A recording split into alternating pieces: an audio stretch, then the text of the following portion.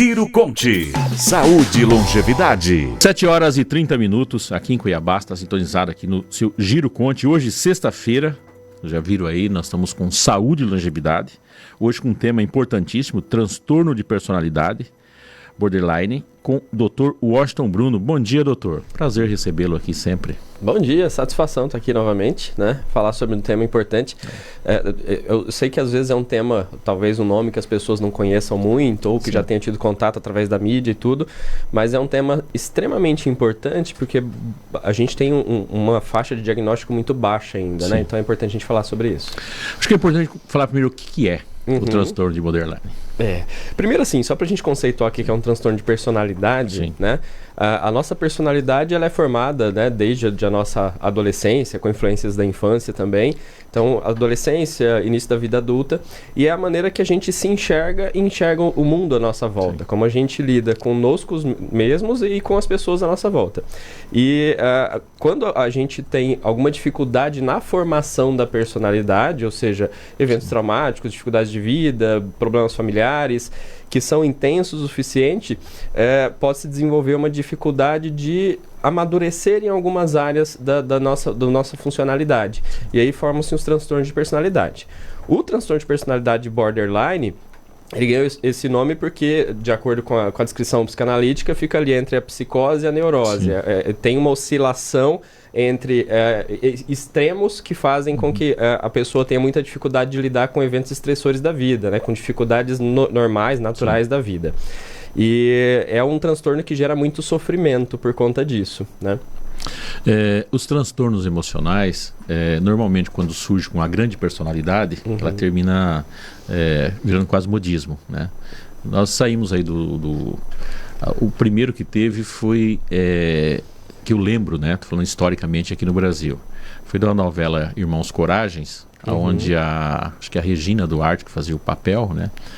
E inventaram a história de dupla personalidade. Na realidade não existe dupla personalidade, né? Personalidade confundiram até com identidade na época. Mas posterior a isso, né, começaram a falar que as pessoas eram bipolar, né?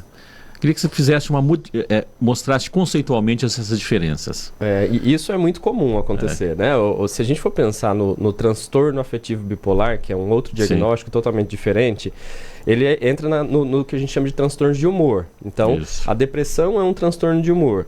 E o transtorno bipolar, ele é um transtorno em que a pessoa, por problemas relacionados à neurotransmissão realmente, ela oscila entre a depressão e o oposto da depressão, que é o que a gente chama de mania, que é aquela sensação, se na depressão a gente tem diminuição da energia, tristeza, desânimo, baixa autoestima, sentimento de culpa, na mania a gente tem o oposto, eu me sinto super potente, me sinto o máximo, eu sinto que eu posso tudo, que eu consigo tudo, ou seja, uma sensação de muita potência.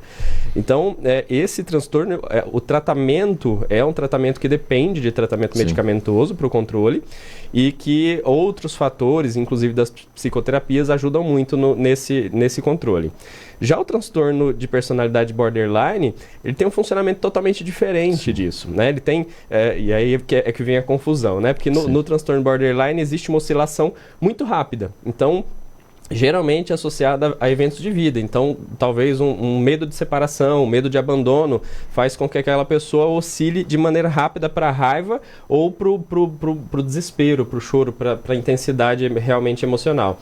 Então, as pessoas acabam confundindo um pouco, mas há uma diferença aí pro tratamento imensa, porque respondem muito diferentes aos tratamentos propostos, né? E para a questão da identificação, quais são os comportamentos que a gente pode identificar com o borderline? O principal é essa oscilação, né, emocional, ou seja, ir de extremos do funcionamento. Então, de repente, a pessoa está bem, tudo acontece algum evento estressor ou uma lembrança de algo que tenha sido muito traumático, ou um sentimento que ela não consegue lidar, e aí existe essa oscilação grande. Mas acho que talvez para a gente até entender um pouco mais esse funcionamento, vale a pena entender um pouco dessa formação, né? Porque a gente falou aí de maneira mais genérica.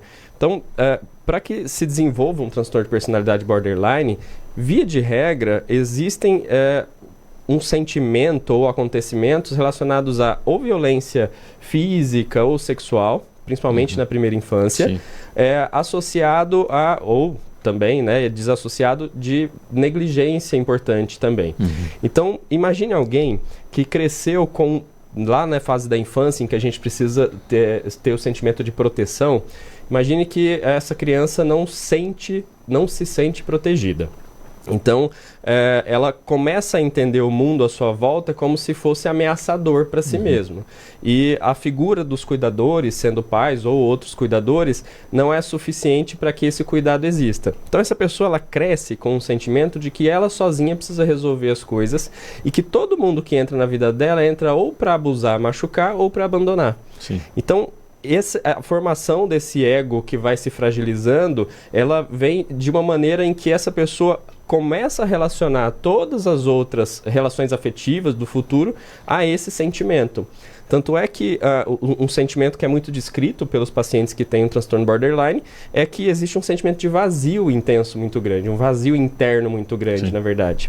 E aí esse sentimento de vazio faz com que elas se sintam sempre com medo do abandono. Então, eu cresço com um sentimento de que ninguém consegue entender o que eu estou vivendo, de que as pessoas só vão entrar na minha vida para trazer algum prejuízo, algum mal. Então, eu vivo alerta em relação a isso.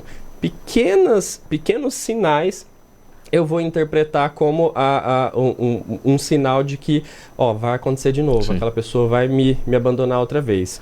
Então, essa formação vai fazendo com que exista uma dificuldade muito grande de construir relacionamentos. Então, em todo relacionamento que eu entro num momento inicial idealizando muito. Então, não, essa pessoa entrou na minha vida para salvar, para resolver tudo, para cuidar de mim. Só que, num dado momento, com pequenas desilusões que acontecem, que são normais nos relacionamentos, vai ficando a sensação de que, vai me abandonar de novo, ou vai, de maneira de novo, fazer algo que seja ruim para mim. E aí eu começo a ir para desvalorização. Então eu saio da idealização, do colocar a pessoa no pedestal como o grande salvador da minha vida, e passo para a desvalorização, em que aquela pessoa simplesmente representa tudo que eu vivi até hoje. Nesse momento é que existe uma reação emocional, que é a reação geralmente agressiva, Sim. que é a reação de desespero. Por isso que para essas pessoas existe um risco aumentado, por exemplo, para pensamento de morte, ideação suicida, Sim. E o risco de suicídio é maior Sim. em quem tem transtorno de personalidade borderline.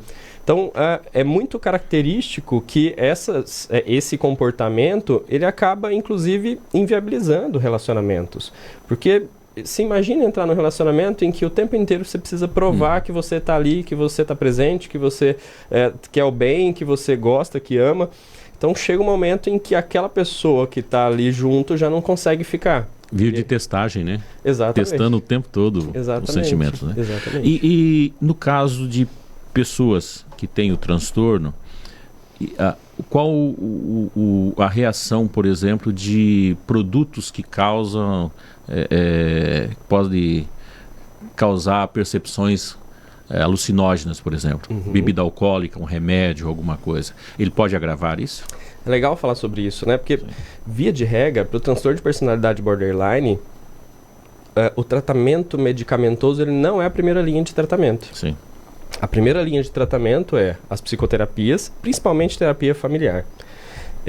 E para essas pessoas, quando a gente usa medicação, geralmente a medicação é para tratar o que vem de secundário. Então, pegando essa descrição que a gente fez, né, desse funcionamento mais fragilizado, é muito comum que, vivendo de maneira tão conturbada as nossas emoções, a gente, em um dado momento, se deprima ou desenvolva um transtorno de ansiedade. Por isso é muito comum que também exista aí, né, dentro desse funcionamento, a impulsividade. Então, a impulsividade é muito característica. E dentro dos riscos que a impulsividade traz, ou seja, quando eu tomo decisões impensadas e não calculando os riscos futuros, existe o risco, por exemplo, do uso de substâncias, de drogas de maneira geral, ou abuso de medicação. Por isso que um cuidado que a gente sempre toma é também de evitar medicações que podem trazer risco para suicídio e sempre fazer um uso que seja racionado dessas medicações também para esses pacientes.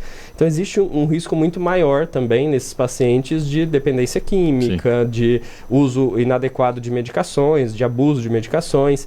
Então isso é realmente algo muito presente. O transtorno borderline, me corrija se eu entendi errado, ele aparece, né? Ele é uma consequência de um da parte de formação do indivíduo e não de reações neurológicas? Basicamente, sim. A gente sempre tem que entender que o nosso corpo e a nossa mente, eles têm um funcionamento conjunto, né? Se a gente for ampliar corpo, mente, espírito, né? Vai ter um funcionamento conjunto.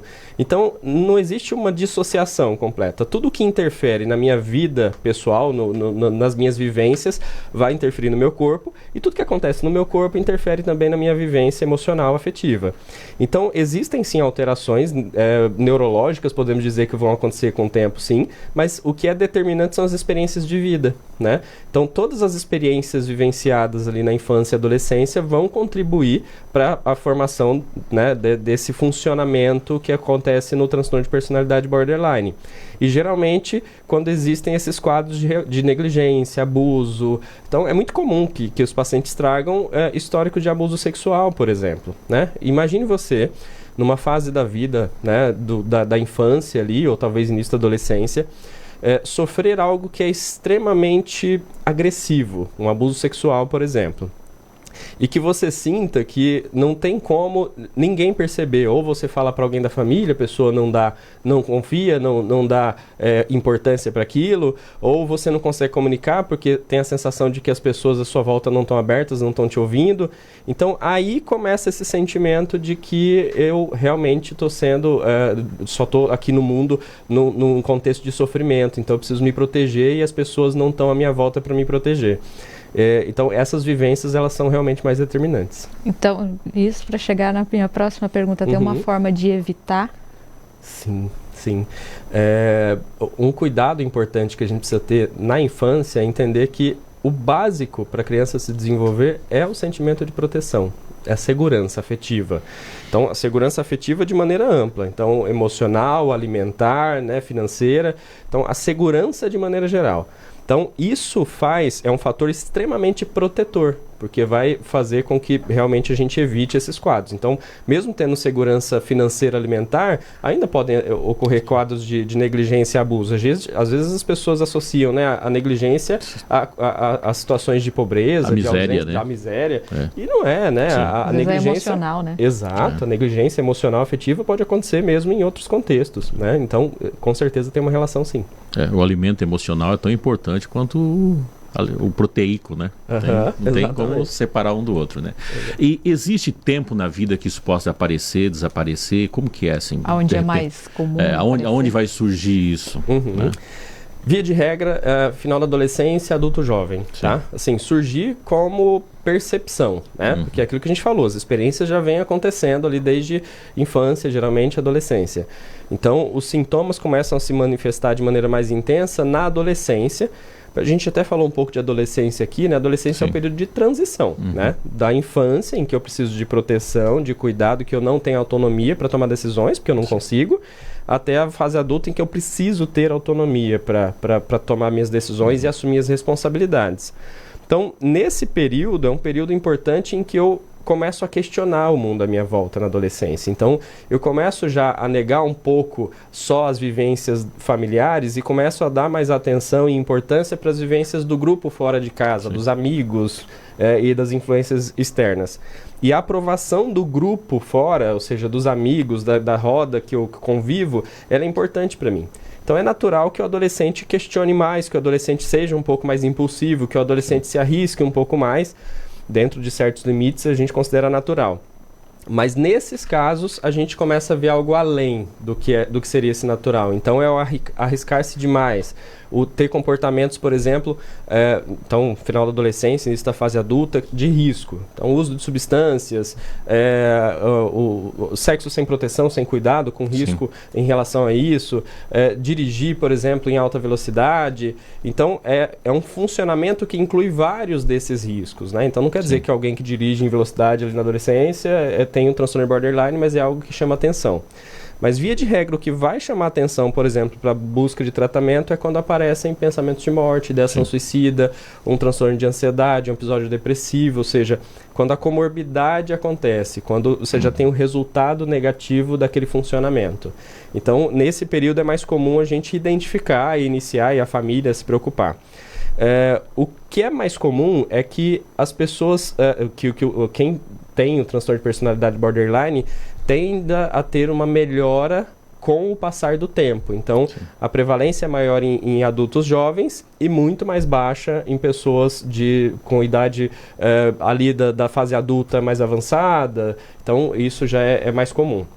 Então, esse amadurecimento com a capacidade de se sentir mais seguro, de formar relações que sejam mais seguras, faz com que haja uma melhora disso também, tá? Nós estamos num campo bastante complexo aí, e a cultura e o funcionamento da sociedade tem interferência, né, em melhorar e piorar.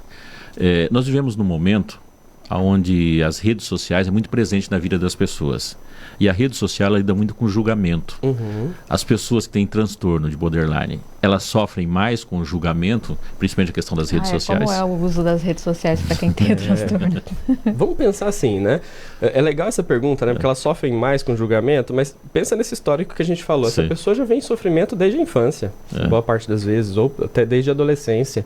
Pode explodir mais, pode impactar mais, né? A questão. Existe uma dificuldade imensa de entender o sofrimento de quem tem o transtorno de personalidade borderline.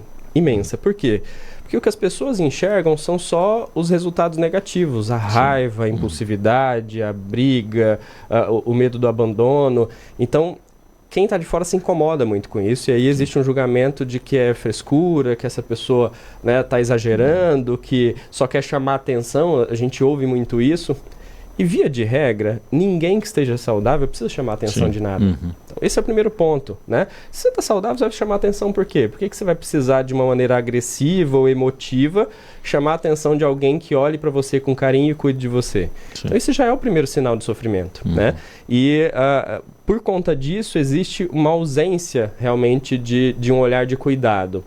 E aí a rede social, ela entra de uma maneira devastadora, talvez, em alguns momentos. Porque essa característica da impulsividade pode fazer com que a pessoa se exponha muito nesses momentos. E essa exposição é negativa, porque na hora do não controle da raiva, eu faço coisas que eu normalmente não faria, ou que eu me arrependo logo em seguida, mas naquele momento eu negligencio e faço, mesmo que seja de maneira consciente. Só que depois vem aquele sentimento de, poxa, exagerei, não foi legal, ou vem outros prejuízos, ou os comentários. Então a rede social acaba ampliando isso, né? Então esse preconceito já é vivido na vida de quem tem o transtorno de borderline. Só que com a rede social você pode ampliar essa exposição. Então isso é realmente preocupante em alguns contextos, né? Como é o tratamento? Identifiquei o transtorno. Como é o tratamento? O tratamento é dar segurança, né? O tratamento é formar vínculo. Então, se o grande problema foi a formação de um ego frágil que tem dificuldade de se sentir integrado com o que acontece à sua volta, o básico é dar o sentimento de segurança. Então, como que a gente consegue isso? Via de regra, o ideal é trabalhar a família.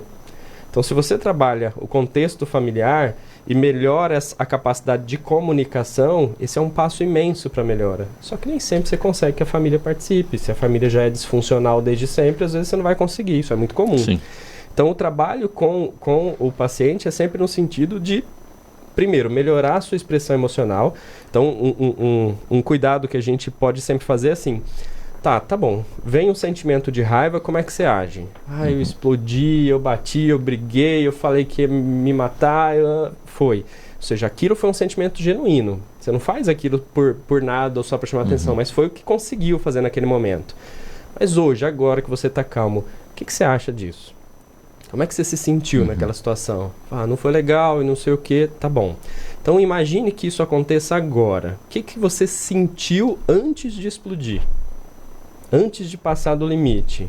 Eu senti medo, eu senti raiva, eu senti rancor, eu senti...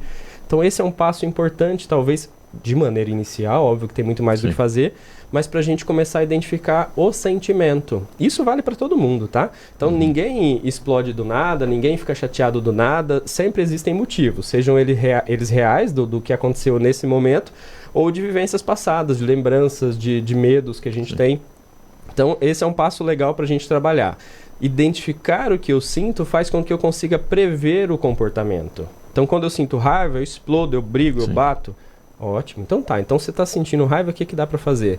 Comunica. Olha, eu não vou conversar com você agora porque eu estou com raiva. Depois que eu me acalmar, a gente conversa. Você já evitou uma briga. Você já evitou algo que depois vai dar muito trabalho para resolver. Então, quando eu identifico o que eu sinto... E dá para fazer esse freio, doutor? Dá. A grande questão é essa, né? Dá se a gente fizer esse treinamento. Tudo na vida é treinamento. A gente aprendeu a dirigir, quando você vai entrar no carro a primeira vez, você vai lá, pisa na embreagem, puxa a marcha, vai acelerando, soltando a embreagem, o freio... Acelera no freio. Acelera no freio, deixa o carro morrer. Ou seja, você tem que pensar em tudo que você vai fazer ali. Hoje você vai dirigir, você precisa pensar em pisar na embreagem? Não. Você precisa pensar em trocar marcha? Não, virou o que a gente chama de virou medular, virou algo que é automático. Então, tudo na vida pode ser treinado, sim. Então, nesses casos, ajuda muito esse treinamento. Não morre engasgado, não?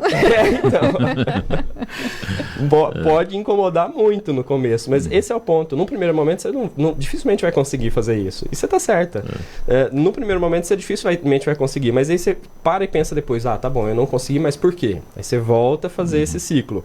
O que vai acontecer com o tempo é que você começa a se perceber durante o processo. Então, estou ficando com raiva, eu percebo, eu já sei que o que vai acontecer daqui para frente. Por quê? Porque eu já previ isso antes. Eu já trabalhei isso antes. Então, vai chegar um momento em que sim, vai ser possível conter. Volto a dizer, isso é para um início, que é para realmente ajudar a ter consciência das emoções. Depois a gente precisa trabalhar de uma maneira mais aprofundada.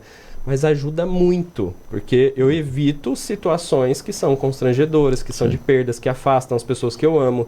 Então pode ajudar muito. E a partir daí, a gente abrir espaço para, olha, cara, isso funcionou.